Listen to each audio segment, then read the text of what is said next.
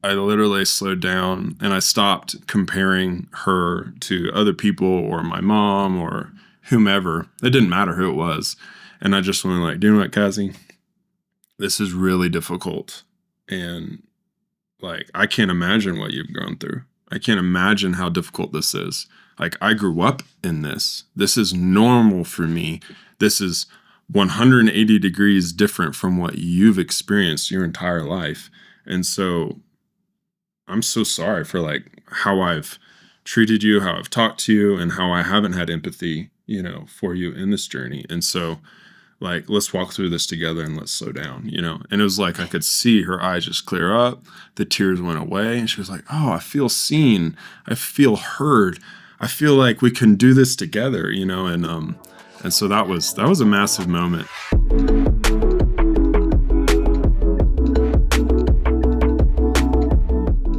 Welcome back to the Gateway to Mercy podcast. Rion Haynes, Britt Hancock, and today we have two amazing special guests. And today is going to be very, I think, emotional, very real. It's one of those podcasts I've really looked forward to because the topic of today is when a couple comes together, one growing up on the field, one not. And Britt, we've talked about that, right? What's the attrition rate? Yeah, well, Remap too, I believe, compiled the statistic that 98% of missionaries who marry non-missionaries end up leaving the field. Yeah. And so we've had a little bit of a pre-recording moment, and I told Cassie I don't want to make Cassie cry. By the way, this is Jacob Hancock, firstborn. No, secondborn. Thirdborn. I don't know. I mean, you have so many kids. I don't know where to start. One of the Hancocks. Yeah. And then Cassie, Jacob's wife, and they serve in Mountain Gateway, and Jacob grew up on the field. Yes. Cassie did not. He's our missions director and vice president of Mountain Gateway now. Yeah. So, and Cassie, you did not. So maybe let's start with you, Cassie. I would love to hear, before ever meeting this young man, right? And right. And surrendering to the field, what was life like? How did you grow up? And then maybe how did you guys meet? Yeah. Okay. So we basically, or me growing up was just way different than obviously the way I'm living now in my life. It was very, very structured. My family I grew up from a very structured family. Definitely there was a lot of, we stayed in, I grew up in the same house, very different than Jacob. There was just consistency in my life. And I think, definitely growing up and then getting married was just a huge shift, huge transition because I wasn't used to being spontaneous all the time. And, You knew what time your dad was going to come home every day. It was very, grew up in the same location. Yes. Never changed states or anything like that. And so we probably did a vacation once a year, and that's when we would go out of the country but it wasn't like we had the same schedule. And so it was definitely an adjustment, getting married and going, Yes. So just to be real, right? Let's talk some real hard here. So on the scale of adjustment, 0 being like, oh, this was so easy. 10 being, I never knew it would be this hard. Yeah. Where did it fall for you on the scale? 11. 11? No, but it's that's real, honest. right? Yeah, that's real. That is honest. But that is why the statistic is what it is, Yeah. right? And I told Cassie this, you're a hero of the faith because you're an anomaly. But I think your story needs to be told because it can work. Yeah, absolutely. There is a story of it can work. Yeah. But I am intrigued and want to know what makes it work, right? What started off with an ice cream cone. Yeah.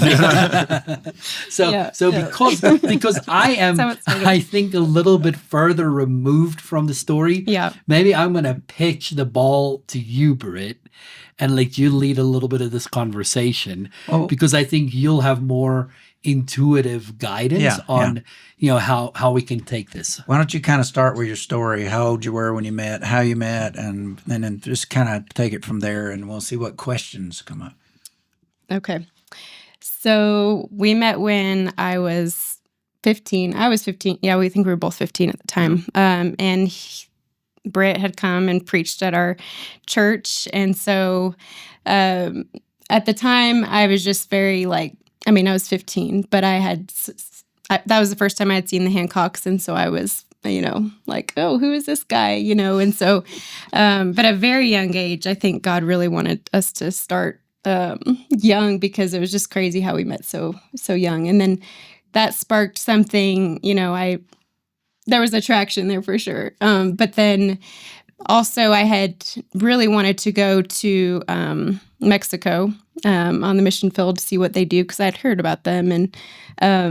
And so we went to the mission field, went on a missions trip, went with Pastor Mark Marble and his group, and we got to visit us, get to know Quetzalcoatl, what it was like. And I felt like God just me and my sister went, and it was it sparked something okay, what is this world? This is amazing. Our hearts just burned for the nations when we went there.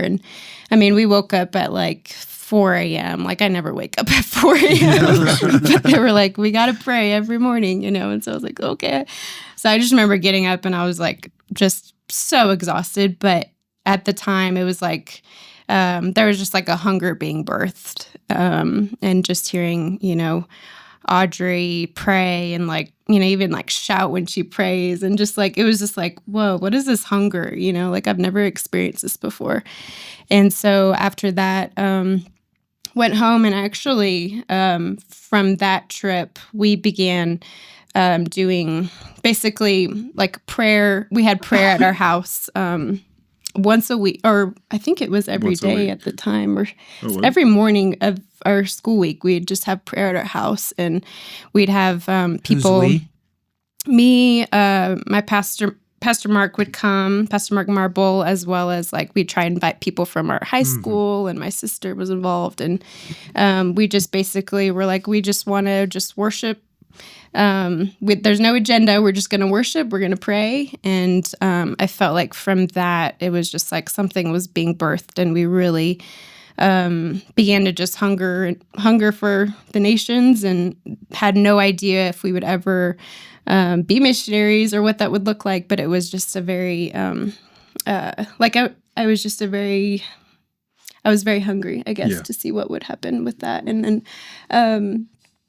and so then, we began to develop a relationship, long distance. We talked so much, and Jacob, from a very young age, he knew what he was called to, and so he was always asking me what are you called to? What are you going to do for the rest of your life? And, I'm 15 years old. I have no idea. Why are you asking these very direct questions? But it really got me on a journey to really think through, okay, what am I called to, and then throughout high school, I was very a lot more purposeful in how I was just going about life. I wouldn't have thought to live that way. I don't know. And so it was just provoked hunger. And then Jacob, asked me out at 18 years old. I was really young, and we started dating, and then I think God just expedited our journey, and then I was going through college for nursing, and then he had asked me to marry him at 19. Yep. So it was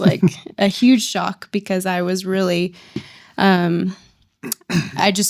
knew I was supposed to do nursing. And so when that had happened, it was very shocking. I was I really wanted to pursue that, but then I also wanted to, go to the nations. And so it was a hard time for us, because we were trying to figure out okay, what am I, it just seemed like we were just so young starting out, but I wouldn't trade it for the world. I'm so happy we did it at that young of an age. But I remember people just thinking you guys are so young, you're crazy, go to, finish college and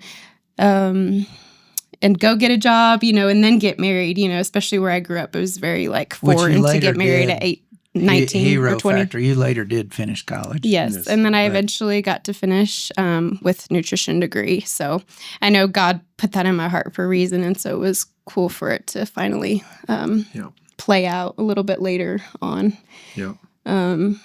But yeah, that's some of, and then we got married at 20. Yep. Our pastor was just like, you need to wait like maybe a year or two. And, and actually we were really thankful because I really needed time to process like what I was getting myself into, And then when I got married, it was just like, I remember just even on our wedding day feeling like, okay, my life is just going to completely change. Like, it's not that I'm just getting married. Like I'm about to move. I'm about to not have, not get to see my family anymore, and all of our family is so close. And so, it was hard. Yeah. Going through, Yes. I was just processing so much. Like, what did I Yeah, get and myself I into? think what like, made it harder, is you weren't moving to like, England or Germany with all the creature comforts of the West. I mean, you were moving to the villages of Mexico. Yeah. Right. I mean, it wasn't, you were moving Yeah. to rural missions out of, Western civilization. Yeah. Yeah. Right? Yeah. For you, Jacob, how do you recount? So how I recount is like I grew up obviously in Mexico, with my parents, and we were all over the place. Like sometimes we would travel 6 months out of the year. Our schedules are very non-regimented.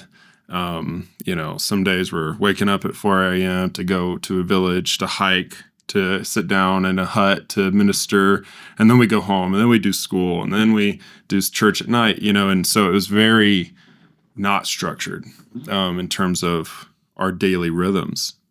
And, my parents, they cultivated this time of prayer and worship in the mornings and even in the evenings as well.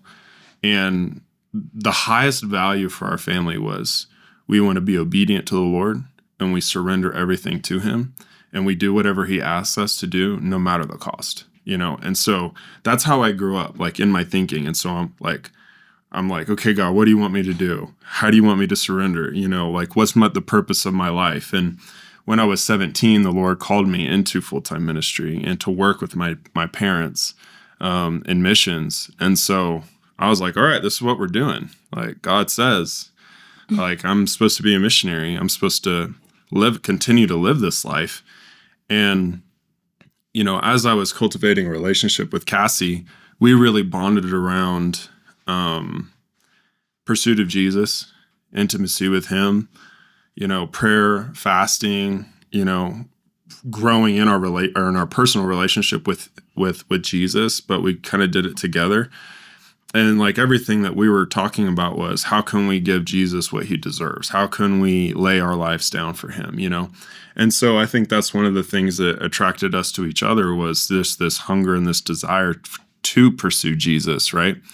But then like rubber met the road, when all of a sudden I'm like, I'm a very like direct person, and I wonder where you get that. I wonder where I got that. And so when I asked her out, I essentially was saying, okay, I would like to date you, but dating towards marriage, And so in my mind, I'm thinking I wouldn't have asked her out if I wasn't sure that she was going to be my wife.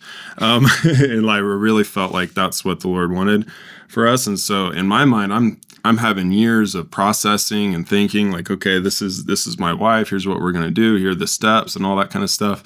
And so we started dating, and then I had to learn how to just lighten up a little bit and not be so intense about like purpose and call and surrender. And she's like, can we talk about something other than like the mission field? Can we just talk about like, can we have a normal conversation? I'm like, what does that mean? I don't even know what that is. Auburn football. Yeah. I'm like, I don't know how to be normal, because I grew up essentially, pretty isolated, I would say, just with my family. Yeah, Tarzan and Jane kind of story, right? Tarzan and Jane, exactly. And so even just learning how to relate to people in America and what they go through and their daily lives as opposed to what my daily life was quite the cultural gap for sure. And so 1 year later, I asked her to marry me. And then that's like when it really got serious. Because as soon as that ring got put on that finger, it was like, okay, now I actually need to figure these things out. And I grew up hearing my dad saying like, oh, 8 months waiting like to get married, that's way too long. Like get married as soon as possible. If you know, you know. And so I was like, he's all right, talking Cassie. about my story. Yes. I'm still aggravated that we had an 8-month engagement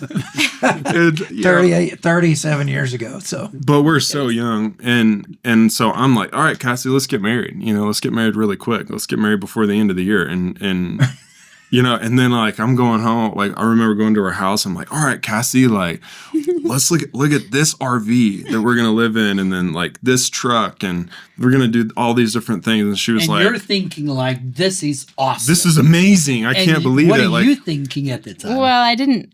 When he had asked me to marry him, I actually thought that we were getting married. Like we'd get married after I'd graduated college, and so I had a couple more years left to go, and so it was very like, wait, what? Like, and then when you saw the RV pictures and things, then she cried in her living room. She was like, "Whoa, this is too much," and I'm like, "I want this to be real." Yeah, too much. Yeah, and I was like, "What do you mean? I don't understand. Like, what's wrong? Like, didn't you know? Like, this is what we're doing. This is where we're going. Like, this is what we've talked about." And she's like, "Hang on, like, I was still processing the engagement, and I think it was the next day you had showed me. I did. I went really quick. I jumped in the deep end, Yeah. Because I really wanted to pursue, I wanted to finish college. That was a big thing for me. Like, you finish college when especially where I grew up, it's like all the teachers like hone on it. Like you finish, especially, just even in where I grew up, it's just, you finish college. And so it was very like, it's hard for me to stop that, because I thought that God had put that in me for a reason. And and then, it obviously shifted. But by the way, how long have you guys been married now? This year will be 11 years. 11 years and kids? We have 3 kids. 3 kids, right? Yep, 3 kids. So. Yeah. Yes. So. And then, let's talk a little bit about, I'm just trying to discern what to ask here very cautiously. Did you ever play the comparison game between Cassie and your mom? Oh, absolutely. Right? Of course I did, yeah. Because your mom's like this amazing missions woman, right? That just, to be married to you, she's got to be unbelievable. No doubt about that. Right? Same with my wife. But I can only assume. Yeah. In your mind, you're like, I want a woman like my mom. In some ways. I think she was the example that was before me, my entire life. And so even though I was like, oh yeah, I don't want to compare Cassie to my mom, just subconsciously I would compare her, or even say like, oh, here's what I see my mom do. She's like Pollyanna, she's super joyful, and this is, super thankful about all these things, and here's what she did. And so I would try to say like, oh, Cassie, like, here's what you should do to like get through this really difficult time. But it translated into like, no empathy. I want no empathy. I was really bad at empathy, really, really bad at empathy. But it came across as like, here's what you should do. Here's who you should be like, instead of really going, okay, Cassie, how has God made you? And then how do you process these struggles in the way that God wants you, in the way that God has designed you.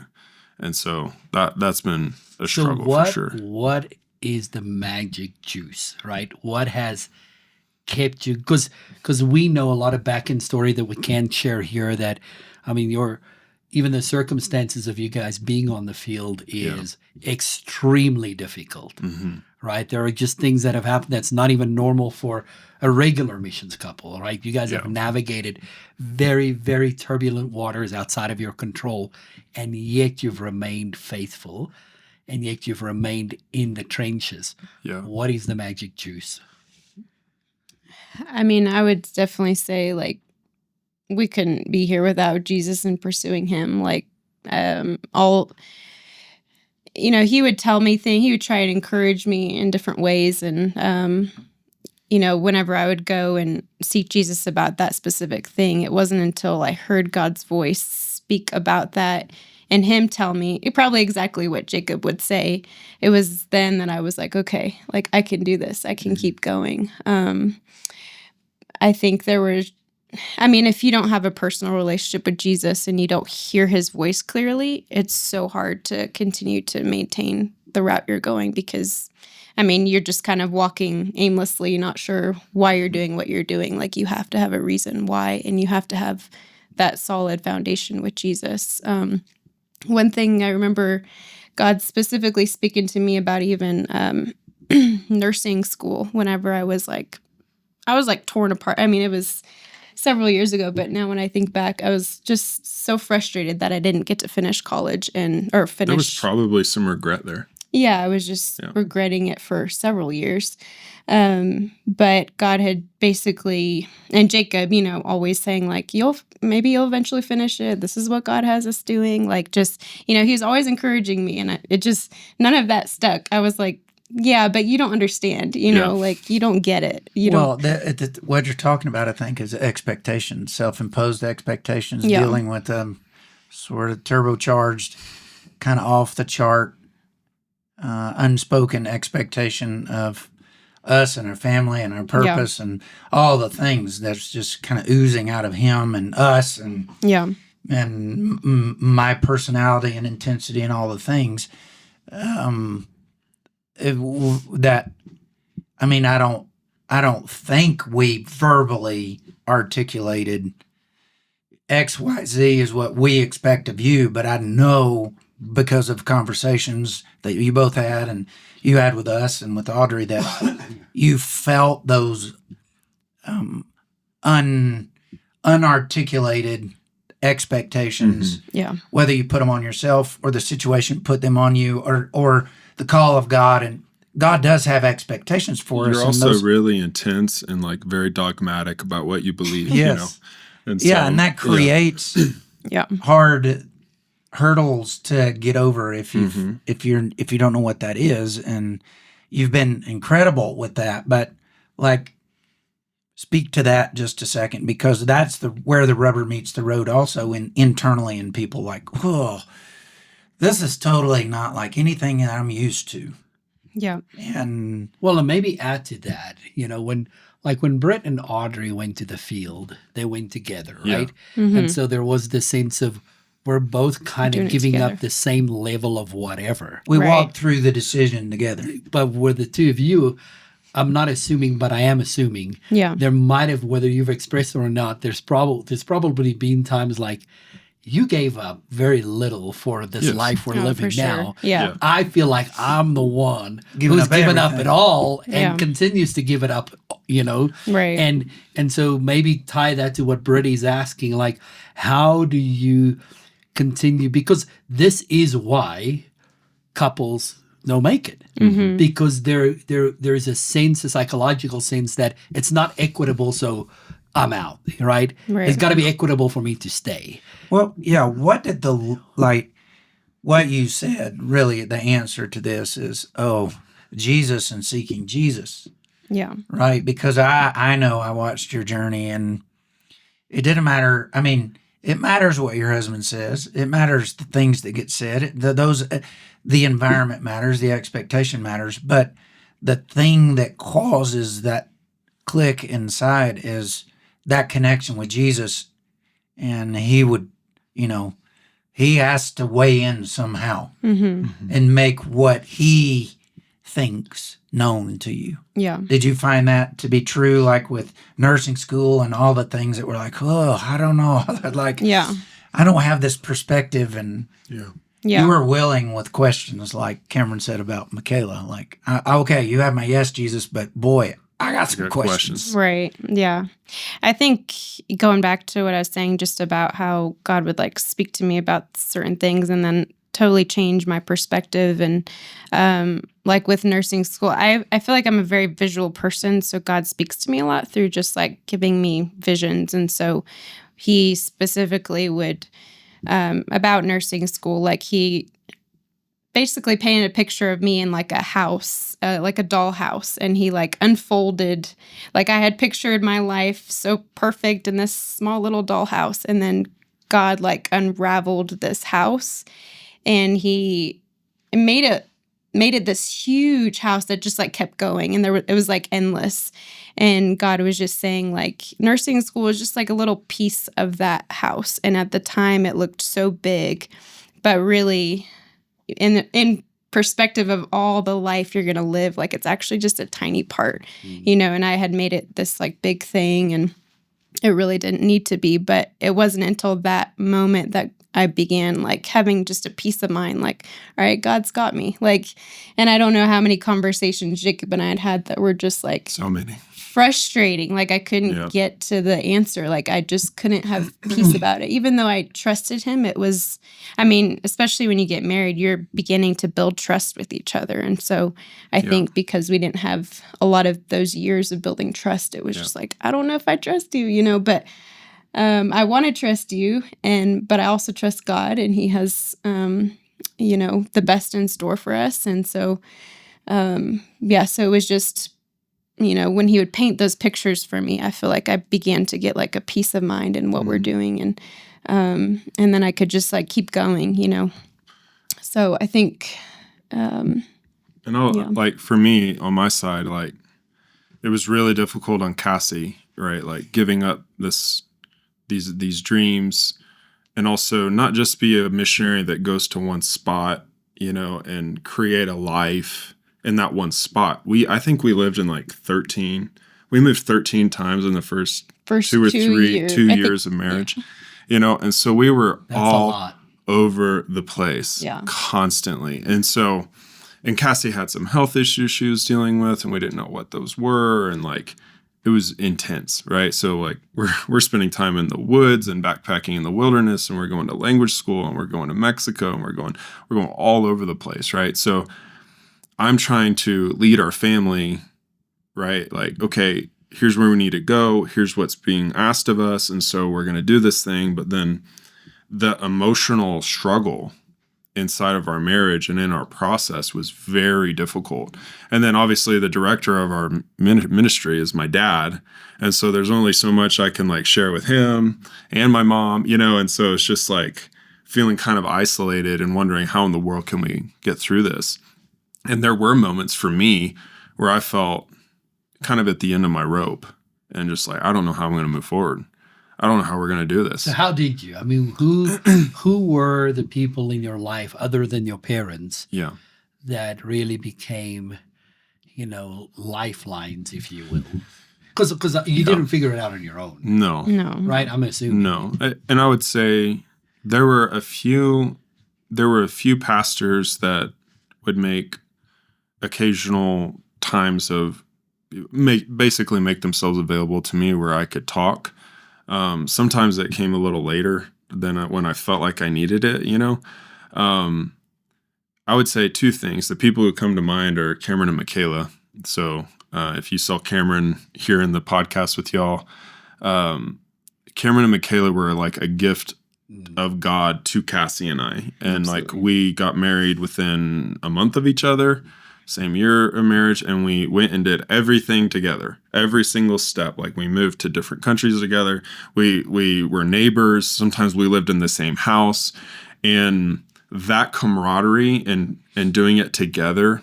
I don't know where we would be honestly without their relationship and their friendship, because it was super important for us to have that outlet, and me to be able to talk with Cameron and Cassie be able to talk to Michaela, and for us to have that really intimate friendship together was massive.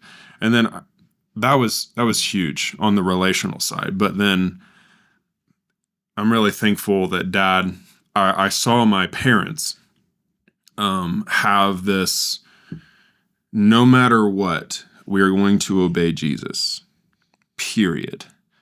And there's a saying that my dad has is, if you can't run, you walk. If you can't walk, then you crawl. If you can't crawl, you lean forward. And if you can't lean, at least think in the direction that God wants you to go. Never quit. And so I was like, Lord, I know that you want us to do this. Without a shadow of a doubt, I know that you've called us to Mountain Gateway. I know you've called us to be on the mission field. And I would just say, Lord, like, I desperately need you to like intervene. I need you to speak to my wife. I need you to speak to me. How can we move through this? And sometimes I would tell Cassie, I was like, listen, Cassie, I hear you. I'm trying to be empathetic with you. I'm not doing a great job, but Jesus is in charge of what this family does, and we will do what he says no matter what. Yeah, but I think to Yeah. your credit, Jacob, and then I'm assuming here, Cassie, you can either like hit him over the head right now or not. But I think there did come a shift where Yeah. you slowed it down, I did. Yeah. Oh, for sure. right? Where you had enough wherewithal to be like, if I'm going to run at the pace of Britt and Audrey with my wife, this is not going to end well. Yes. So I'm still going to pursue Jesus, but maybe we can't run right now. Maybe Yeah. we do need to walk. Yeah, and Yeah, and absolutely. like regardless of what was going on, like when we noticed those things, whoa, I need some space, or We would run the white Britt, flag you up. need to Hello. you need to make sure they understand your value for it's okay for I need to signal to Jacob, it's okay, son, or he would like be at his wits end and say, I'm like, look, just calm down, it's okay, Yeah. you can push pause whatever time you need, buddy. Yeah. You know, Yeah. the kingdom is not going to collapse because while you're sorting through this thing, you know. Mhm. Yeah, and I think we've also pointed out too that like it took Jacob even getting empathy to like for me to actually like come alongside of him, because I think the less empathetic he was, the more distance and the more guilty I felt, because I And more myself frustrated wanted and to be angry. that way. I was like, I definitely want to be alongside of you, but I feel like I can't, and so when he like came alongside of me and had the empathy, like that's the key. It's That was just, the game changer. Yeah. oh, I see where you're at. Okay. Like, not great, but you need to be over here. Like, Yeah, you need buckle to, up. yeah. Like, I just work differently in Yeah, that way. The and way I would coach myself through things, in hardship is like, man, well, I'm going to compare my situation to these people like really suffering for the gospel. Like what I'm doing is like nothing. Like, suck it up, Jacob, And I would just translate that over to Cassie and be like, look, like there's so much. So people are going through so much more difficult things. Like this isn't that hard. Yeah. Like, How did that work out for you? it did not work out at all. At all. It was an epic failure. Hey, this is also a marriage counseling Yes. that we're doing right now. Don't do it. Like Don't telling do your it. spouse how much better they have it than someone else. Yes, it did not work out. And so I think whenever I literally slowed down and I stopped comparing her to other people or my mom or whomever, it didn't matter who it was. And I just went like, do you know what, Cassie? This is really difficult. And like, I can't imagine what you've gone through. I can't imagine how difficult this is. Like, I grew up in this. This is normal for me. This is 180 degrees different from what you've experienced your entire life. And so I'm so sorry for like how I've treated you, how I've talked to you, and how I haven't had empathy, for you in this journey. And so like, let's walk through this together and let's slow down, And it was like I could see her eyes just clear up. The tears went away. And she was like, oh, I feel seen. I feel heard. I feel like we can do this together, And so that was a massive moment. And then I think, something we talked about, I don't know if it was last year or the year before, just to also have permission to take a break and go be with a girlfriend and hang out and just be refreshing. You be with a guy friend, and it's not ministry related. Right. It is just fill my tank related, and then come back together. Kind of that intentionality. And whether you're a missionary or not, I think it's a great practice. For sure. To Yeah. just Straight up. say, when you're in ministry, man, you got to check out for a minute and go just hang out with your friends, and come back together. And then maybe do the same thing even as couples, Yeah. Yeah. I would even go back to even Cameron and Michaela being like very pivotal in our relationship, because I think they had the honesty piece that we needed of just like, this is hard. And, they were vulnerable with us. And if if we didn't have somebody vulnerable, honest, it would be very easy for us to almost like compare each other.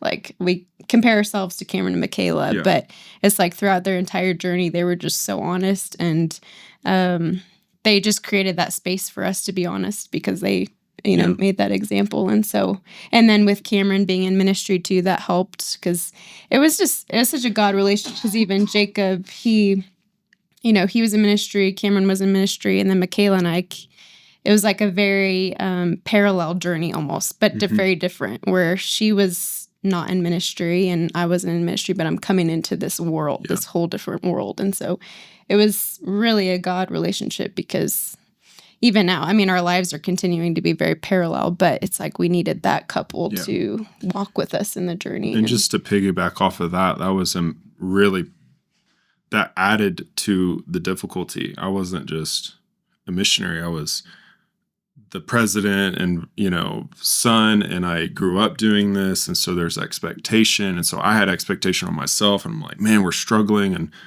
my wife is struggling as well. And how are we going to do this? And I'm not living up to the expectations I have for myself. I feel like I'm disappointing my dad. I feel like all these different things. And then Cassie's feeling that expectation also of, I'm a terrible wife. I'm not doing what my husband needs me to be. And then she constantly felt like she was trying to catch up and never could. And both of you were on Yeah. a fast track to burnout, right? Yeah. Right. Yeah. We were for running sure. like crazy, And she was like, I can't catch up. I feel like I'm running as hard as I can. I cannot catch up. And I never will, because you have all of this time and experience, and I will never feel like I fit. And that was really difficult for me to come to grips with, because I'm like, I don't know what to do with my past. Like I can't not have the experiences I have, Right. And so how do we merge this together? How do we marry it together? And I think it just took time and persistence of just doing it together for her to feel like, oh yeah, okay, I actually do know how to do this, and I know how to live on the field, and I feel more comfortable for that to kind of not be as much of a thing. And I think the beauty of your story is you're not saying like we've figured it out. No. Yeah. You're not saying like, oh, we checked all the boxes and now we got it, right? You're saying, I wish. I I wish. Yeah. You're saying, You actually have a marriage seminar prepared and ready, right? I know. Manuals Absolutely not. and We're still figuring this out. Yeah. and it's not that the environment has shifted and changed necessarily. You're still line upon line, precept upon precept, day by day, step by step, working through it. Yeah. But you're recognizing, Yes. how important it is to have a pastor, i.e. Cameron Bryce, Yeah. be a voice in your life, and how valuable it is when a pastor from a local church cares about a missionary couple to invest in their lives, right? Absolutely. You've also learned, how to slow down Yes. and how to lower expectations that Yeah. Rome wasn't built in a day, and the Lord's going to do the Lord's work, and he can do it slowly, right? Absolutely. And what are some other things you would say, man, this is what we've learned through this process? I would say perseverance, like the moments that you want to quit and the moments that are extremely difficult, you just keep going. That's really key, I would say. Also taking the time to slow down, going on a sabbatical, realizing where we're at emotionally, mentally, physically, and slowing down so that we can begin to move forward together, like as a family. And then praying together so that we're on the same page and making decisions together, to where she didn't feel like I'm just dragging her around everywhere.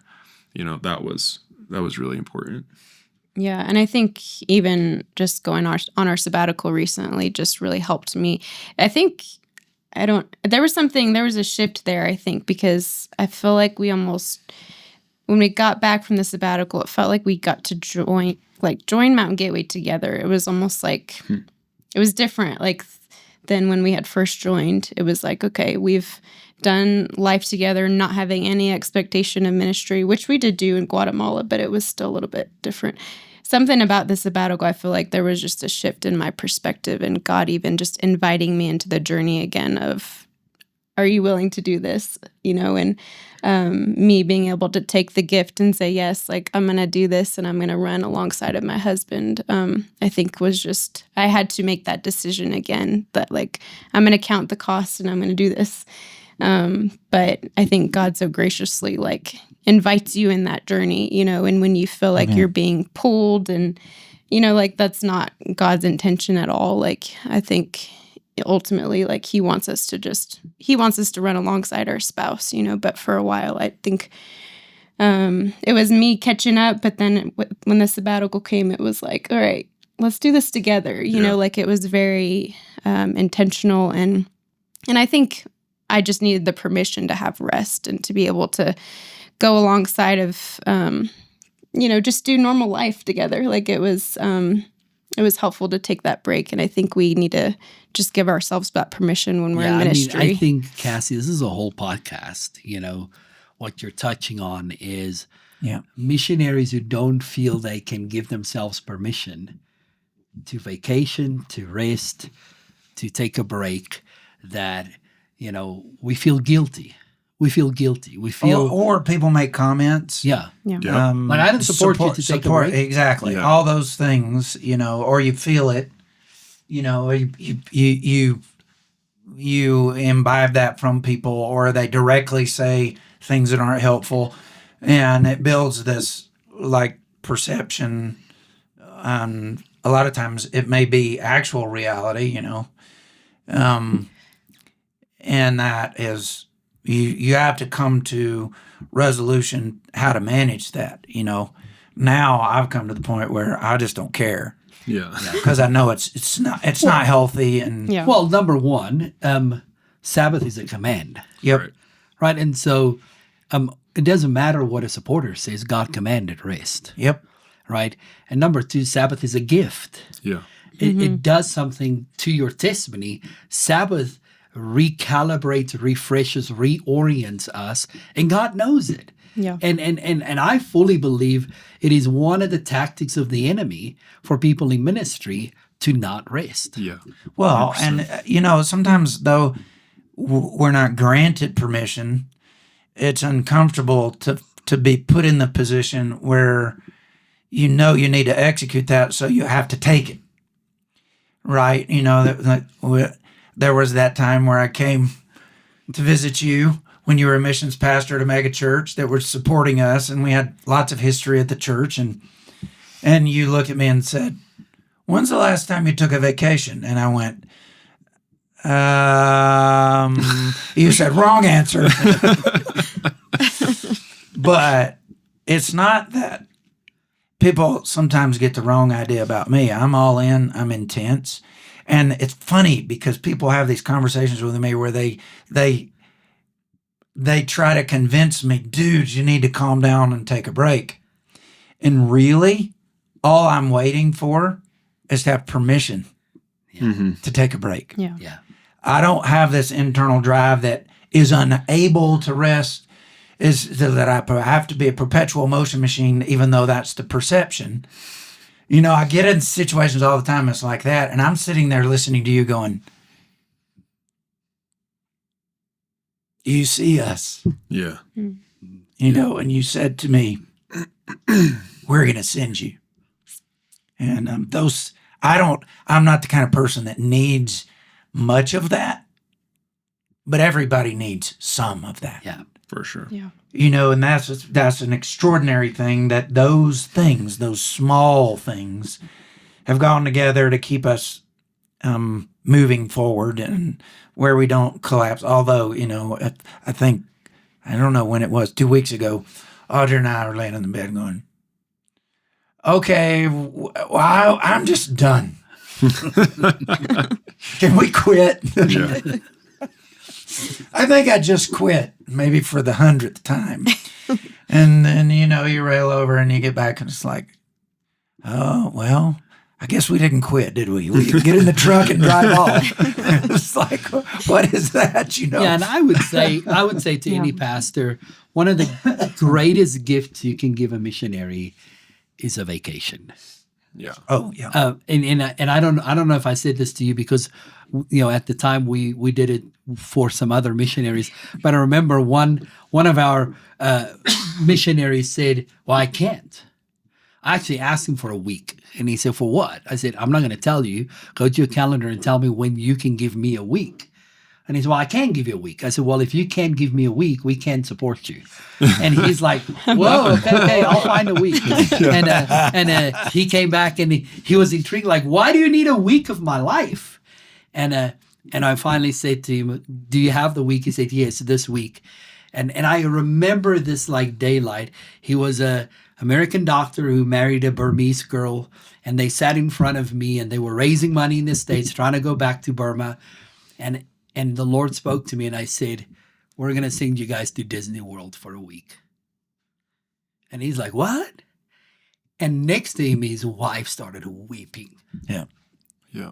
And she said, "I've never told him, but as a little girl, I have a dream. that was my dream. I've never voiced because I thought it was impossible."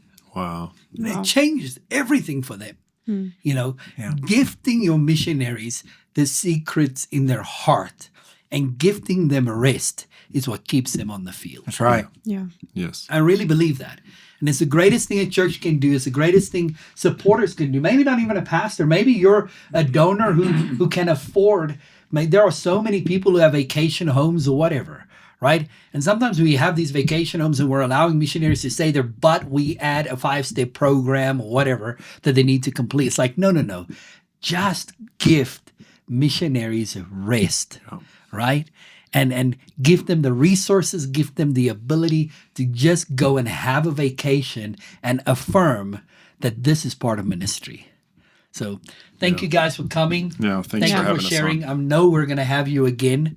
Yeah. I think there is so much we can pull out of you guys and from you guys.